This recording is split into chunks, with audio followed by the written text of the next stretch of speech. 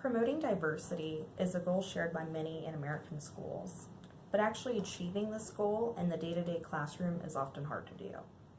When students feel like they do not belong in the classroom, this feeling leads to decreased participation, feelings of inadequacy, and other distractions.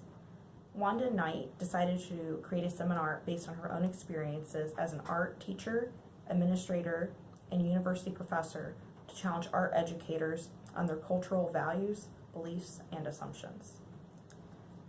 Art educators, like many other educators, seldom have an opportunity to identify, question, and challenge their cultural values, beliefs, and assumptions. Knight engaged a small, intimate group of 6 to use reflective thought in order to gain a greater knowledge of self by confronting biases that may limit their ability to teach all students.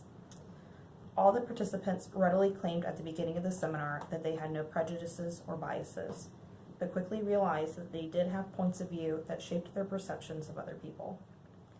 Issues such as stereotyping, prejudice, injustice, ageism, sexism, and racism were all examined, all being subjects that the group thought that they understood, but had not considered from a critical perspective. Knight had participants examine contemporary artworks that have been considered to be provocative or controversial in nature, all created by artists of African American, Native American, Latino, Hispanic, and Asian American descendants. These pieces of art were used to aid an open and honest conversation among participants.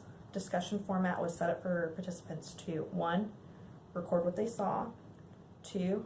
Describe what they felt, 3. Analyze and interpret the artist's intent, and 4. To examine their responses. At the end of the seminar, one of the participants was quoted as saying that this course has changed their life. However, this specific seminar would be impossible to replicate exactly, as it was not a set curriculum or a set of experiences. It was exploratory in nature, and the curriculum emerged based on the needs and interests of the seminar participants.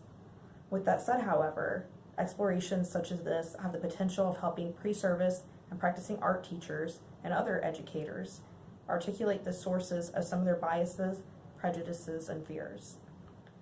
The issues that art educators tend to steer clear of are some of the ones that we cannot afford to neglect, making programs like this essential to the development and growth of our society.